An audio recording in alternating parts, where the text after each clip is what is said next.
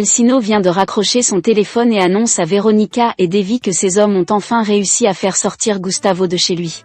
Davy, inquiet pour son frère, demande aussitôt ce qu'il compte lui faire. Alcino le rassure, Gustavo ne court aucun danger. Lorsque Veronica exige de savoir où il l'emmène, il refuse de répondre, invoquant le secret professionnel. Il révèle seulement que Gustavo part pour un endroit très atypique et affirme que cette aventure lui fera le plus grand bien, lui permettant enfin de redescendre sur Terre et de comprendre qu'il n'est pas le roi du monde. Pendant ce temps, une camionnette s'arrête devant la maison de Rosie. Épuisée, elle retrouve ses grands-enfants, Gloria et Tarcisio, très inquiets après son appel mystérieux. Rosie évite de parler de son travail et leur demande simplement de la serrer fort dans leurs bras. En secret, elle se dit que ce mensonge lui fait du bien. Elle va ensuite voir Francisco et Regina, déjà endormis. En les regardant dormir, elle se promet de retrouver rapidement un emploi, convaincue que le plus important est d'avoir ses enfants auprès d'elle. À la villa, Veronica et Roberto arrivent en taxi. Dans la chambre, Roberto ouvre une bouteille de champagne pour célébrer leur victoire, mais Veronica le repousse. Elle lui rappelle qu'elle ne l'a invité que pour ne pas rester seule après avoir envoyé son mari dans l'autre monde. Roberto lui fait remarquer qu'ils sont désormais tous les deux compromis. Veronica s'assure une nouvelle fois que les hommes de Roberto sont fiables.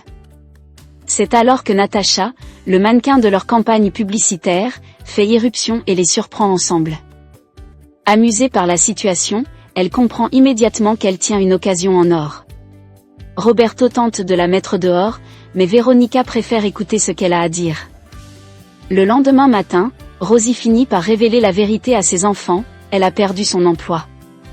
Elle leur explique avoir surpris l'associé de Monsieur Gustavo, sa femme et son frère en train de comploter contre lui. Fidèle à sa conscience, elle a tout raconté à Gustavo, mais celui-ci ne l'a pas cru, l'a humilié et renvoyé. Gloria lui reproche gentiment de toujours vouloir sauver les autres, mais Rosie refuse de baisser les bras. Elle promet qu'elle retrouvera du travail dès le lendemain.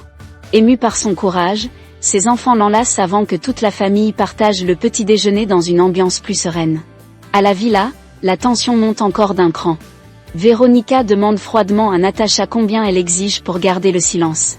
Natacha refuse toutes les propositions et annonce qu'elle ne veut plus travailler. Son objectif est désormais de vivre grâce au chantage. Elle réclame 10 millions de dollars. Veronica explose de colère et affirme qu'elle ne possède pas une telle somme. Natacha lui ordonne alors d'emprunter l'argent aux banques. Hors d'elle, Veronica la menace de mort. Une violente altercation éclate entre les deux femmes, et dans la lutte, Natacha bascule par-dessus le balcon. Le drame est immédiat. Natacha s'écrase dans le jardin sous les yeux horrifiés de Roberto. Pris de panique, il craint que la police ne les arrête. Mais Veronica garde un sang-froid impressionnant. Elle sort le pull rouge qu'elle avait offert à Gustavo le matin même et ordonne à Roberto de l'enfiler. Son plan est simple, ils partiront avec la voiture de Gustavo. Roberto conduira en laissant bien voir le pull rouge, tandis qu'elle se cachera à l'arrière. Ainsi, la gouvernante Ernestina pensera que Gustavo a fui après le meurtre. Malgré ses hésitations, Roberto obéit. Il nettoie les traces de leur présence puis démarre à toute vitesse. Dans le jardin, Ernestina et le gardien Péricle découvrent le corps de Natacha. En apercevant la voiture quitter la propriété, Ernestina reconnaît immédiatement le célèbre pull rouge de Gustavo. Persuadée que son patron vient de s'enfuir après le crime, elle ordonne aussitôt à Péricle d'appeler la police. Quelques heures plus tard, la villa est entièrement bouclée par la police. Veronica arrive en feignant la surprise et demande ce qui s'est passé. Davy lui annonce qu'une femme a été retrouvée morte dans le jardin. Jouant parfaitement son rôle, Veronica prétend découvrir qu'il s'agit de Natacha. Face au commissaire, elle commence aussitôt à orienter l'enquête. Elle explique que Natacha était venue se disputer avec Gustavo, tandis que Davy ajoute que son frère venait de la licencier. En apprenant qu'Ernestina a vu Gustavo quitter la propriété au volant de sa voiture, le commissaire conclut rapidement que tous les éléments l'accusent. Veronica affirme ensuite qu'elle ignore totalement où son mari a pu partir. Pendant ce temps, Gustavo est toujours inconscient à bord d'un avion privé qui décolle vers une destination inconnue. À la villa, le commissaire ordonne à tous de quitter les lieux afin de permettre à la police scientifique d'examiner la scène du crime. Il demande également à Veronica de le prévenir au moindre signe de vie de Gustavo et prévoit d'interroger les proches ainsi que les employés dès le lendemain. Le gardien Péricle refuse de croire que son patron ait pu prendre la fuite, et Veronica fait semblant d'être du même avis pour ne pas éveiller les soupçons. Elle demande ensuite à Davy de la conduire à l'hôtel. Mais lorsque celui-ci annonce qu'il va appeler Alcino afin qu'il fasse revenir Gustavo au plus vite, Veronica cache son inquiétude et approuve son initiative. Au même moment, Rosie prie avec ferveur.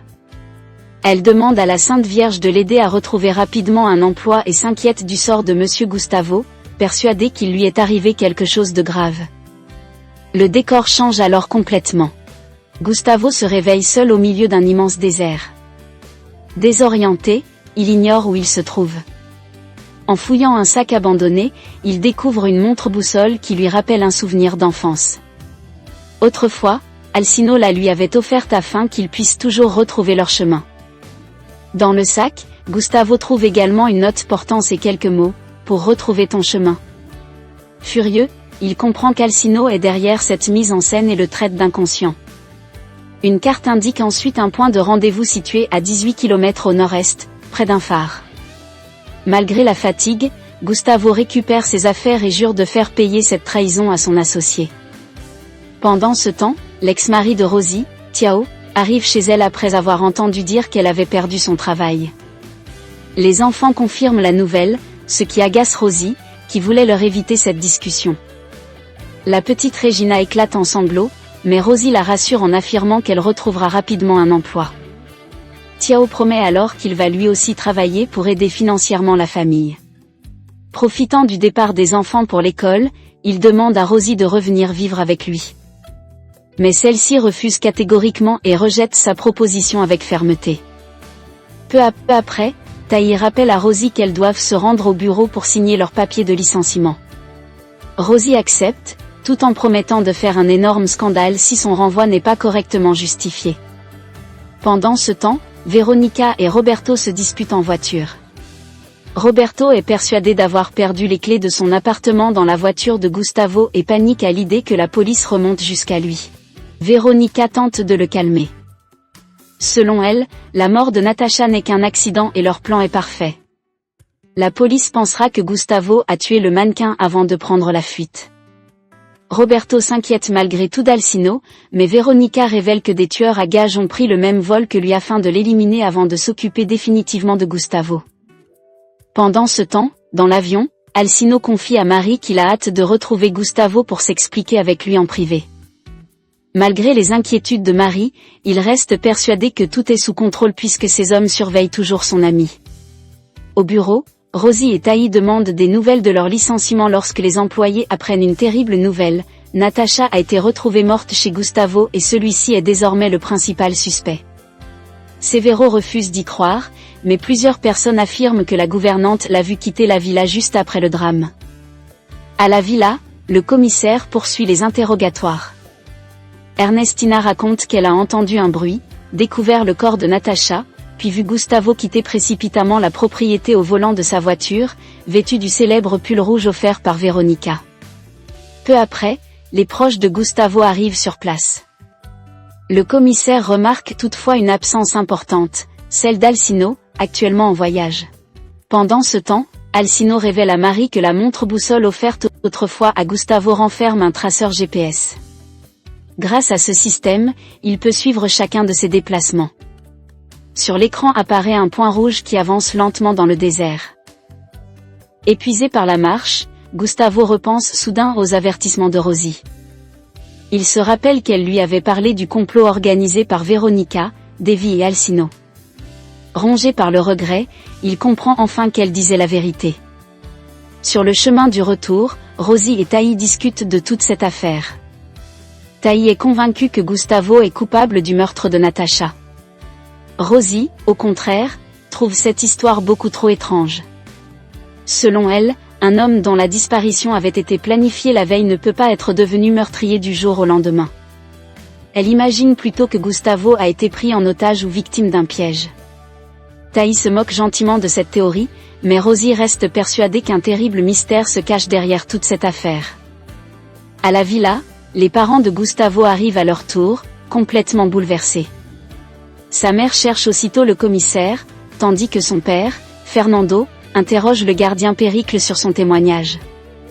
À l'écart, Veronica demande discrètement à Davy s'il a réussi à joindre Alcino. Celui-ci lui répond que son téléphone est toujours éteint. Rongé par les remords, Davy lui avoue qu'il ne supporte plus cette situation et qu'il veut tout révéler au commissaire. Il souhaite expliquer que Gustavo n'a jamais pris la fuite et qu'Alcino avait organisé toute cette mise en scène. Veronica panique immédiatement. Elle manipule Davy en lui faisant croire que s'il parle maintenant, la police pensera qu'Alcino a aidé Gustavo à s'échapper après le meurtre de Natasha. Troublé, Davy accepte finalement d'attendre. Quelques instants plus tard, tous deux sont interrogés par le commissaire. Ils reconnaissent que Gustavo pouvait être arrogant, exigeant et très dur avec ses employés, mais affirment qu'il est incapable de tuer quelqu'un. Le commissaire leur pose alors une question essentielle. Si Gustavo est innocent, pourquoi a-t-il disparu? Davy est sur le point de tout avouer. Il commence même à dire, « Il faut absolument que je vous dise quelque chose. » Mais Veronica l'interrompt aussitôt. Davy se ravise et se contente de répéter qu'il est convaincu de l'innocence de son frère. Le commissaire met fin à l'entretien en leur demandant de le prévenir s'ils se souviennent d'un détail important. Pendant ce temps, Alcino poursuit seul sa route en voiture, persuadé qu'il va bientôt retrouver Gustavo grâce au GPS. Mais sans qu'il le sache, les tueurs engagés par Roberto le suivent discrètement. Ils mettent rapidement leur plan à exécution en simulant une panne au milieu de la piste. Toujours prêt à rendre service, Alcino s'arrête pour les aider. Alors qu'ils poussent leur véhicule, l'un des hommes lui assène un violent coup derrière la tête. Alcino s'effondre, inconscient. Les criminels s'emparent aussitôt de sa voiture, de ses clés et de tout son matériel, puis l'abandonnent seul au milieu de nulle part. Lorsqu'il reprend connaissance, Alcino voit son véhicule disparaître au loin. Il comprend qu'il a été piégé et murmure, rempli de regrets. « Gustavo, je n'aurais jamais dû jouer à ce jeu. » Plus loin dans le désert, les tueurs abandonnent la voiture d'Alcino, enlisée dans le sable, et poursuivent leur route à pied. À l'aide de leurs jumelles, ils repèrent enfin Gustavo, épuisé et allongé sur le sol. Au même moment, Gustavo les aperçoit. Convaincu qu'Alcino arrive enfin avec un guide, il se relève et commence à leur crier dessus. Mais il comprend aussitôt son erreur lorsqu'il voit l'un des hommes pointer une arme dans sa direction. Le tueur ouvre le feu. Gustavo s'enfuit immédiatement à travers la forêt tandis que les balles sifflent autour de lui. Après une course effrénée, il trouve refuge derrière un arbre. Essoufflé, il refuse de croire qu'Alcino ait réellement envoyé des hommes pour l'assassiner. En regardant sa montre boussole, il comprend soudain comment les tueurs parviennent à le retrouver, le GPS est caché à l'intérieur. Pendant ce temps, les criminels suivent précisément son signal grâce à l'ordinateur volé à Alcino. De son côté, Alcino continue de marcher sous un soleil écrasant. Il retrouve sa voiture abandonnée dans le désert, mais découvre que les tueurs ont emporté les clés ainsi que tout son matériel. Comprenant que le phare est encore très loin, il reprend sa longue marche à pied. Dans la forêt, les tueurs constatent que le signal GPS est immobile derrière un arbre. Certains d'avoir retrouvé Gustavo, ils s'approchent lentement, arme à la main. Mais lorsqu'ils contournent l'arbre, ils restent stupéfaits. Il n'y a personne. Gustavo les a piégés. Il a retiré sa montre boussole et l'a attachée au dos d'un caméléon. Furieux d'avoir été dupés, les tueurs comprennent qu'ils ont perdu sa trace. Pensant qu'il tentera de rejoindre le village le plus proche, ils abandonnent les recherches et repartent dans cette direction. En réalité, Gustavo n'a aucune intention de fuir. Animé par un profond désir de vengeance, il poursuit sa route et grimpe au sommet d'une antenne afin d'observer les environs. Au loin, il aperçoit Alcino, lui aussi complètement épuisé, qui avance difficilement dans le désert. Persuadé que son associé vient vérifier si les tueurs ont accompli leur mission, Gustavo laisse éclater sa colère et jure de lui faire payer cette trahison. Quelques instants plus tard, Alcino grimpe à son tour sur la même antenne pour tenter de se repérer. Soudain, Gustavo surgit de l'ombre et lui assène un violent coup de poing au visage. L'épisode s'achève sur cet affrontement explosif entre les deux anciens amis, tandis que chacun est persuadé que l'autre l'a trahi. Et voilà pour le résumé de ce deuxième épisode de Rédemption. Si la vidéo vous a plu, pensez à vous abonner à la chaîne et à laisser un gros pouce bleu pour soutenir notre travail. Et surtout, si vous souhaitez regarder les épisodes complets, rejoignez dès maintenant nos chaînes Telegram et WhatsApp. Les liens se trouvent dans la description de la vidéo. Merci à tous de votre fidélité, et on se retrouve très bientôt pour le résumé de l'épisode 3. Ciao!